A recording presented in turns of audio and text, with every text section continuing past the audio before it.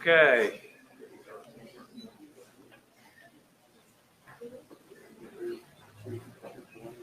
Beginning late last night and through the very moment that we are standing here, we have lived through some of the toughest hours of our lives as Kentuckians. This event is the worst, most devastating, most deadly tornado event in Kentucky's history. I believe that by the end of today or tomorrow, we will be north of at least 70 lives lost here in Kentucky. I think we will have lost more than 100 people, and I think it could rise significantly in those numbers. About 1 o'clock this morning, I was at the State Emergency Operations Center hearing the reports coming in live. Places like my parents' hometown, Dawson Springs, which I just came from, and how hard it was hit. Hearing about families trapped in a basement and actually thinking they're lucky as long as we can get to them based on what happened from so many other families. Hearing about the amazing efforts of our first responders, so many in this room. We thank you every day, but we absolutely thank you today. Thank you so much for what you've done for our people over these last hours. I know you haven't slept. I know what that feels like. I know the efforts that you've put in. And I know when you were out there, especially in the first part of it, it was incredibly dangerous to you. We have seen people come together from all over the state, all over the country, federal partners like ATF. We had the Coast Guard down in Mayfield. And then we are seeing people come in from other states and other regions. I just want everybody to know that you are not alone. Today, Kentucky is absolutely united. We are united with our people. We are united to find and rescue as many as possible. We are united to grieve with, I think, over 100 families that will have lost individuals. And we are united to be here for those families in this and every other impacted community, not just today and this week, but in the coming years, so that we rebuild and get those families back on their feet. The devastation is unlike anything I have seen in my life, and I have trouble putting it into words. When it was safe to travel this morning, I flew to Mayfield. My first stop was that candle factory. 110 people working in it at the time the storm hit. They rescued 40. There's at least 15 feet of metal with cars on top of it. Barrels of corrosive chemicals that are there. It'll be a miracle if anybody else is found alive in it. A downtown completely devastated. From there, my dad's hometown of Dawson Springs. Population, 2,700. They're going to lose a whole lot of people. 1 block from my grandparents' house, there's no house standing. There's no house standing, and we don't know where all those people are. This was 4 different tornadoes, and I'm told we're actually going to see a little bit more on that hit us, including one that touched down in Arkansas and then stayed on the ground for 227 straight miles, which we believe is likely the longest in U.S. history. Folks, 200 of those miles were in Kentucky. We are ground zero, and I know this community is hit. It's been hit really hard. We are with you. The whole state is with you. It's about just before midnight last night that I signed a state of emergency that allowed us to call up the National Guard, now hundreds deploying all over Kentucky to help going door to door, see if we can find people, to help clearing the roadways, and yes, to help in law enforcement in some towns that aren't going to have any power tonight. We've been able to get our transportation cabinet with all of our heavy trucks out on the roads, clearing them off because it's hard to reach people in need when the roads are unpassable. Our Division of Forestry is out there helping with that as well. finding any and everything we can do, including bringing some of the largest generators we've ever seen to some of these communities where they can power a school, a hospital, where it is needed. Since our last stop, there are two new announcements at this point in the day. First, the president has signed the federal emergency disaster declaration. For those who do this work, that rarely happens in the midst of a disaster. It shows how bad it is. It opens us up to significantly more resources and things like almost immediate reimbursement for a lot of the things we're doing, which is going to help our cities and our counties to really do even more. I've talked today directly to the president twice, the head of Homeland Security, the secretary, and as well as the director of FEMA, who is going to be in Kentucky tomorrow. They have all pledged whatever we need, and I plan to ask. So make sure you communicate those needs to us, and we'll either satisfy them or we will go out and get them. It's getting close to night. It's getting cold. It's going to be a tough night for a lot of people across Kentucky. The second new announcement is people have been asking all day, how can we help? And we've been telling them two things with the third coming. The first we said is if you are in a community that has been hit and hit hard and you're safe and you have power, stay off the roads. Let our first responders, like the ones that we have here, get to everybody. Don't go to some of these areas because you want to see it. We need to make sure that those who do this work and are so good at it can do it at the fastest possible speed. Second is give blood. We're already pretty short with COVID out there and have been pushing. We're going to have a lot of deaths. We're also going to have a lot of injuries. But the third is we have now been able to set up a single fund connected with the state that people who want to help in Kentucky or outside of it can give to, that is solely dedicated to helping the on-the-ground efforts going on right now and the relief efforts that these families are going to need to rebuild. That is the Team Western Kentucky Tornado Relief Fund. It is now live at teamwkrelieffund.ky.gov. I'll do it again, teamwkrelieffund.ky.gov. We've been hearing from folks, again, all around the country. I've heard from some folks outside the country that run great companies inside of Kentucky. They are mourning for this and other communities. With that, we're going to have a number of folks give us updates on where we are right now. I think we're first turning it over to the mayor to talk about specifically what we're seeing here. Let me say, I know that lives lost are going to be in double digits. They're going to be in multiple counties. I know Muhlenberg. I know Hopkins. Here, certainly Graves. We believe in Marshall. It's tough, but also your folks have done incredible work on top of it since the very beginning, and I'm really proud of the response here in Warren County. Mayor. Thank you, Governor. Bowling Green citizens, we're taking a knee at this moment. We're at an emergency state, and we appreciate what the governor and what the president has already declared for us. Our community wants to help. And the best way to help is just like the governor stated, but there's another way. I talked to our local Red Cross, and they are set up right now at South Warren High School. Many people have already given in-kind donations to the Red Cross at South Central High School.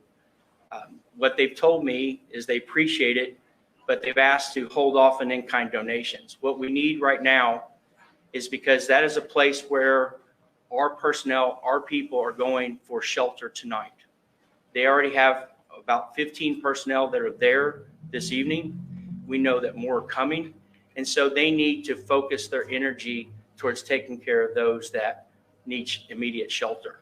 So if you need immediate shelter, please contact through our 911 and ask for assistance in getting to South Warren if you need to get there, because it is getting colder.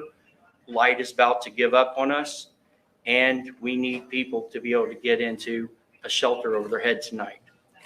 If you want to help with in-kind donations, or you want to help with monetary donations, they've asked that all citizens do not call the 1-800. The 1-800 Red Cross. 1-800 Red Cross is for those that need immediate shelter and immediate help.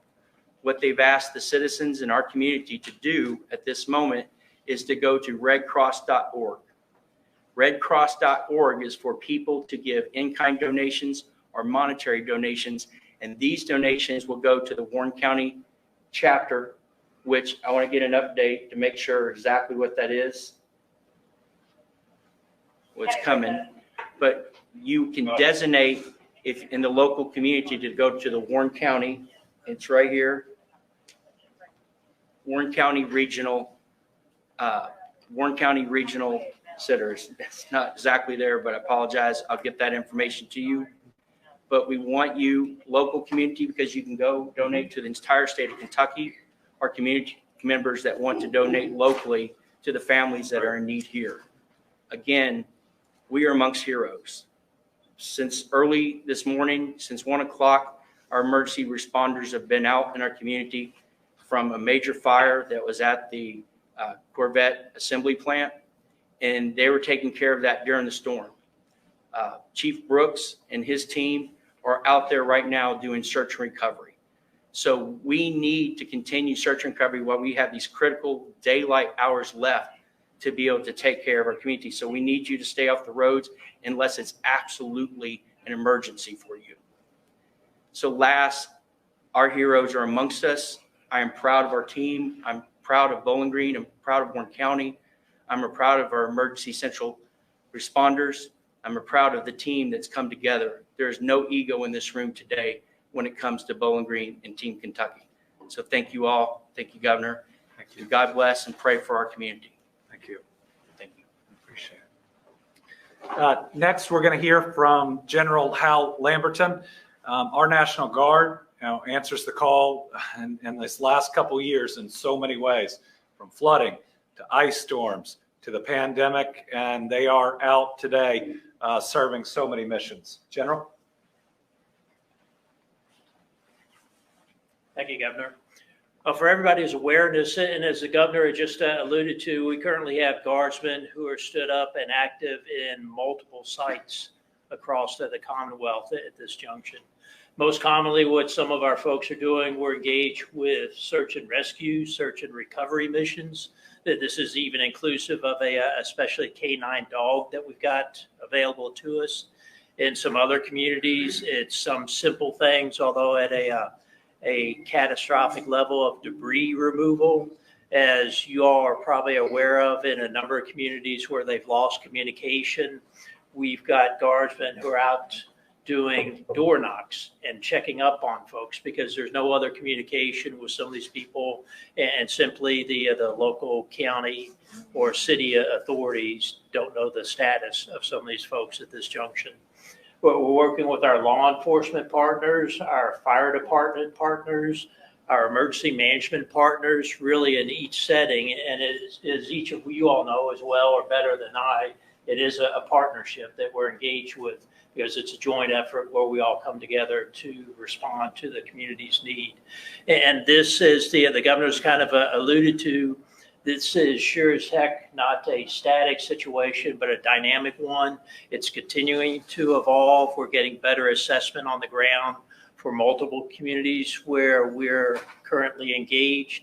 And my expectation is that it will continue to evolve even further as we learn more about the situation in different communities, as we get better communication, and as we're able to work again with the multiple partnerships that we've got in the response nature. Thank you. Thank you.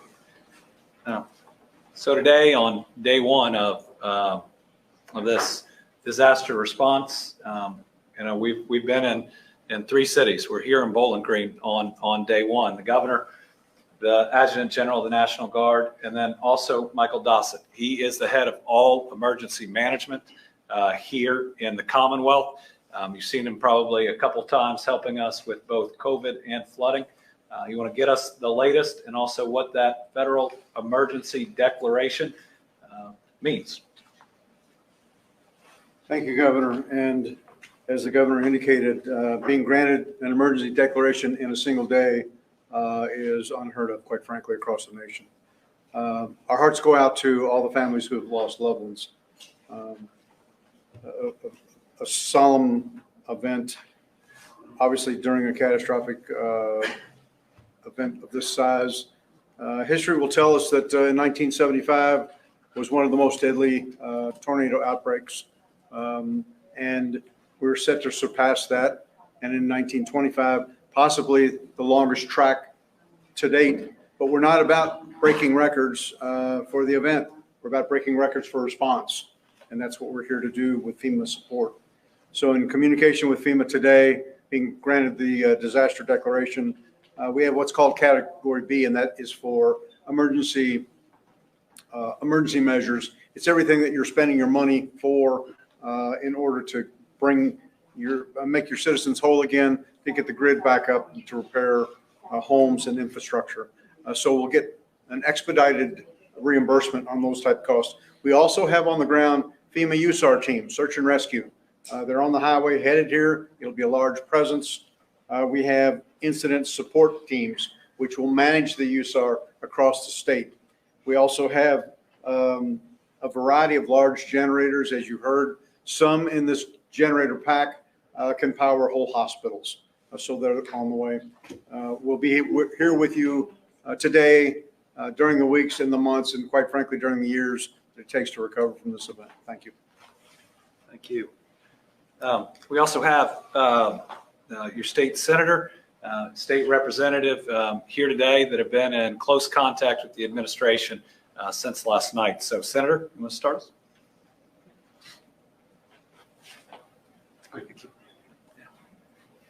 Well, first of all, this is a all hands on deck event. Thanks to our first responders, all of them that have been probably a couple of days without sleep. You're greatly appreciated. Thanks to the National Guard for coming out to assist, because I know that they're really tired, but they've done a fantastic job and appreciate them so much. I can tell you this, that in my lifetime here in Bowling Green, I've never seen this type of devastation. Driving around looking at the neighborhoods early this morning, I just couldn't fathom, couldn't believe what I saw. But how everyone has responded, the state, where we're coming together. And I know one of the things, Governor, that was just communicated to me from your administration, that the park systems are going to open up their rooms for those that are displaced, for them to be able to have a place to stay, to live until something else can come available. And so we appreciate that, appreciate Russ Meyer offering that up to us. But we stand ready as a legislature, as a Senate, I know as a House, to work with the governor to make sure that we provide what is needed going forward from the state level. Thank you. Thank you. Appreciate it. Representative Mentor. Thank you, Governor. Thank you, Senator Wilson. Thank you for being here today, Governor. And Senator Wilson and I, on behalf of the Kentucky Senate and House, stand united, ready to do what needs to be done to make Kentucky whole again. I've never seen anything like this in my lifetime. I'm certain that is what everybody in this room would say. Never happened. Never happened. And I am so proud of the amazing, courageous work that our first responders have done here in Bowling Green and Warren County.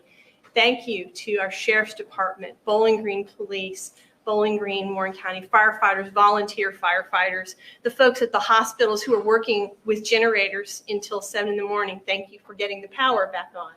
Grateful to BGMU and Warren Rural Electric, who have worked through the night to get many of us power back, and certainly, again, the hospital that led me to have a big sigh of relief. Our promise to you, and the promise that is made today with the governor General Lamberton, Director Dossett, is that we see and hear the cries of every Kentuckian who is in need.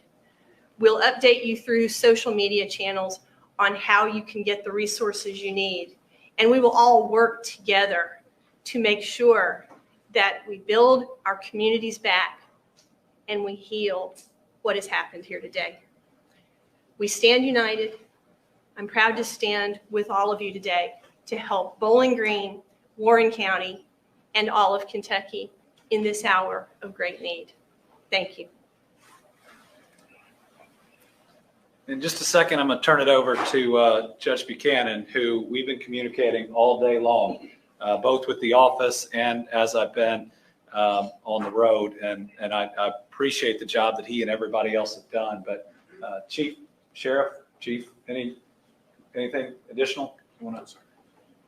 Okay, but you deserve that respect. If all right, good. Judge, and let me just say, whether it's working with you in COVID or here, thank you for that relationship. We've been hit hard, harder than we ever have, harder than anybody ever has, but we'll also get back up. That's what we do as Kentuckians. We are resilient, strong people, and I know that's exactly what you're going to do in Warren County. Thank you very much, Governor. I'm going to be very brief because I need to turn this over to a gentleman named John Gordon, who's the chief meteorologist from Louisville. He is here to explain what's happened here and kind of give us an idea of how this has happened.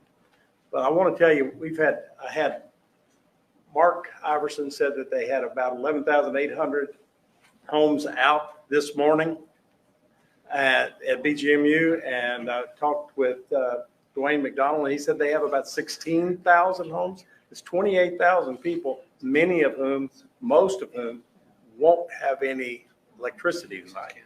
So just keep all those people in mind, keep them in your prayers. We appreciate it. I appreciate the working relationship I have with all of you all, city, county, state, the governor's office. No one can do this all by themselves. You have to have a team effort from everyone.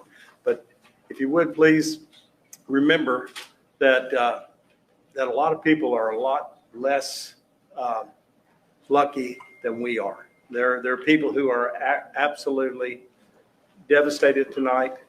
Keep all those people in your prayers and all their families. And for now, I'm going to turn this over to John Gordon, who's a lot smarter than I am. Not really. Well, the worst case scenario happened. Warm air in the cold season, middle of the night. This sickens me to see what has happened. Look at the pictures on your screens. Homes totally impaled, 2x4s through cars. 18-wheelers thrown 30 feet and moved in the northwesterly direction. That takes a lot of force. We have an EF3 tornado in the Bowling Green area. 155-mile-per-hour winds, at least. We're going to be back tomorrow for days, Governor. Days we'll be surveying. Governor mentioned about 4 tornadoes. I think there's more.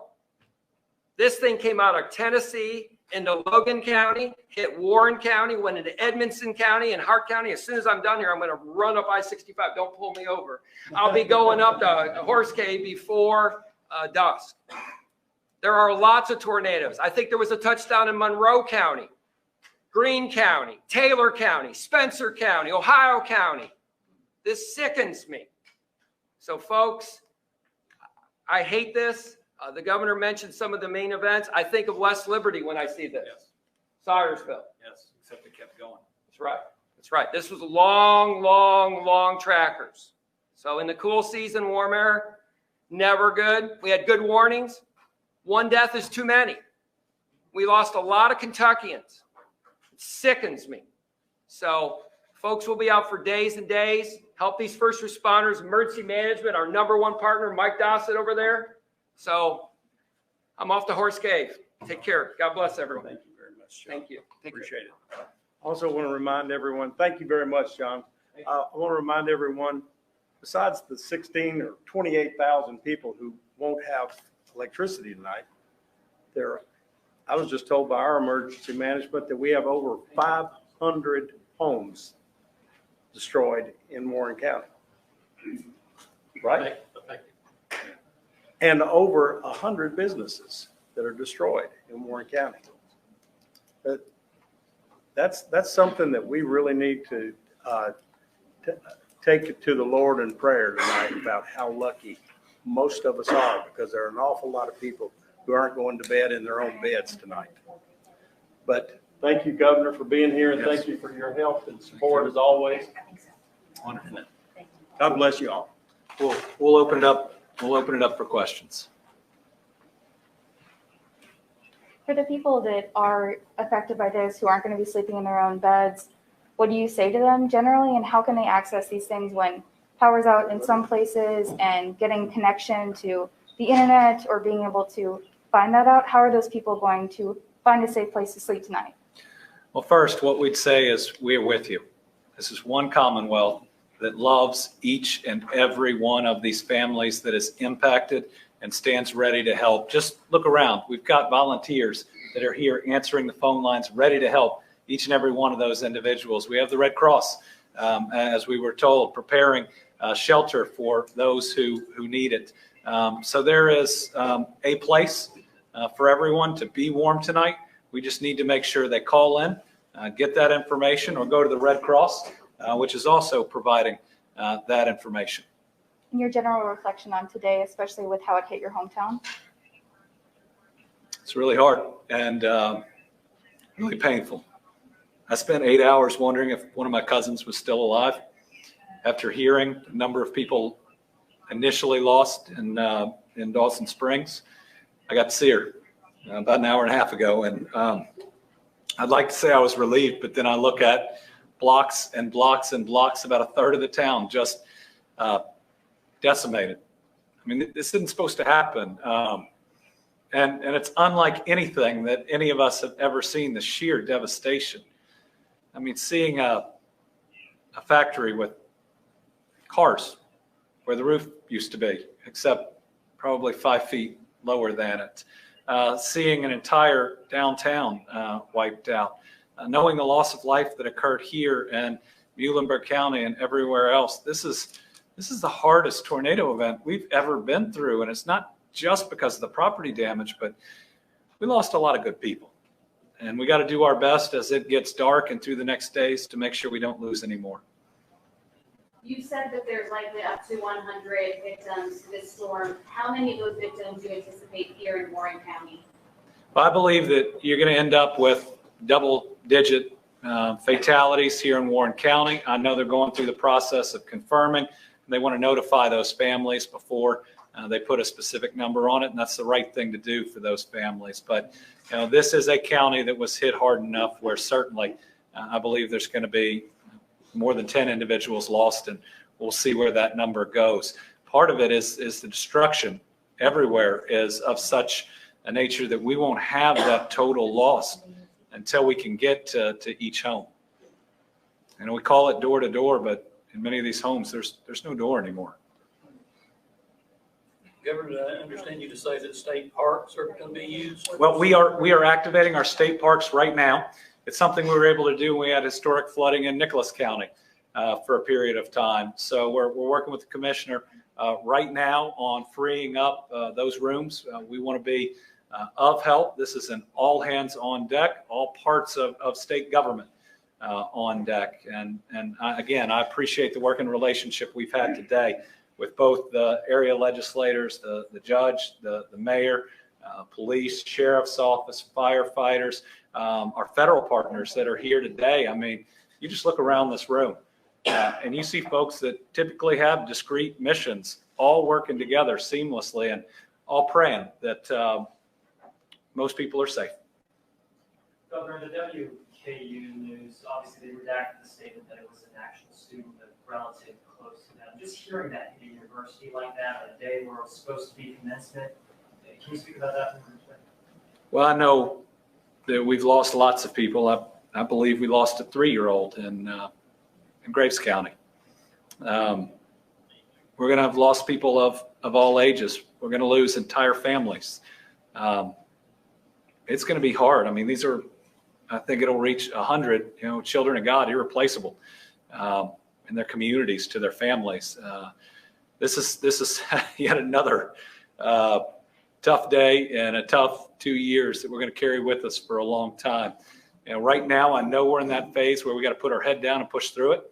We got to find and help as many people as possible. But I would ask that everybody, when you can, take some time to process, talk to somebody, that if you need it, this is a traumatic event that is not going to be easy for any of us to simply just move through with what people are going to see or have seen at these sites. So I want everybody to take care of themselves so that, we will have trauma that we carry forward, but we have great people out there and great programs able to help us too. Hey, Governor, you talked about the need for blood donations. Can you expand on that a little bit? How people can learn more about doing that? Is the Red Cross the best point of contact for that? So we needed more blood donations before this occurred. We needed them throughout COVID. I'm guessing you all might be able to give us the best locations in Warren County. The people might be ready, willing, and able. Certainly, the Red Cross is one area that you can always give blood, and they're actually trying to get more blood as we speak. There's also one that I wasn't familiar with, that it actually collects and provides all the blood for Greenview Hospital, and that is bloodassurance.org. And they're going to be available from 9 a.m. to 3 p.m. tomorrow. I think at Greenview. We'll post this online exactly where they will be. But they're gathering and taking blood for Greenview Hospital. They provide all the blood to them. And of course, the Red Cross is always there for you. And they've been short on blood for some time, and want to encourage you all to take 30 minutes and go give blood. It's not all that hard. And also, one other thing I wanted to reiterate that the governor said: